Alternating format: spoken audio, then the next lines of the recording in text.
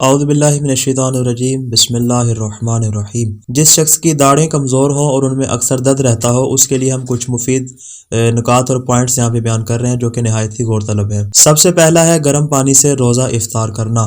گرم پانی سے روزہ افطار کرنے کی بہت زیادہ فضیلت ہے، اور اس کے علاوہ یہ انسان کو کئی ایک بیماریوں سے بھی محفوظ رکھتا ہے، اس کے جگر اور معدے کو بھی مضبوط کرتا ہے اور اس کے داڑھوں کو بھی مضبوط بناتا ہے۔ اس کا دوسرا علاج ہے چوئنگم کا استعمال کرنا۔ چوئنگم عام حالات میں ایک فعل مکروہ اور فعل معیوب شمار کیا جاتا ہے اور یہ ناقابل پسندیدہ عمل شمار کیا جاتا ہے، لیکن چونکہ شریعت میں کچھ بعض چیزیں ایسی ہیں کہ جن کو علاج کے طور پہ استعمال کیا جا سکتا ہے۔ یہاں پہ ہم چوئنگم کو بطور علاج ہی استعمال کر رہے ہیں، اس لیے جب انسان چوئنگم کو چبائے گا تو اس کی وجہ سے اس کے داڑھیں مضبوط ہو جائیں گی۔ محمد ابن مسلم کہتے ہیں کہ میں نے امام محمد باقر علیہ السلام کو دیکھا کہ آپ کچھ چبا رہے ہیں۔ میں نے امام سے سوال کیا کہ آپ کیا کر رہے ہیں، تو امام نے کہا کہ میری داڑھیں کمزور ہو گئی ہیں، میں اس عمل کے ذریعے اپنی داڑھوں کو مضبوط بنا رہا ہوں۔ دعائے خالق دو عالم سے کہ وہ ہمیں ہر قسم کی بیماری سے نجات عطا فرمائے۔ والسلام علیکم ورحمۃ اللہ وبرکاتہ۔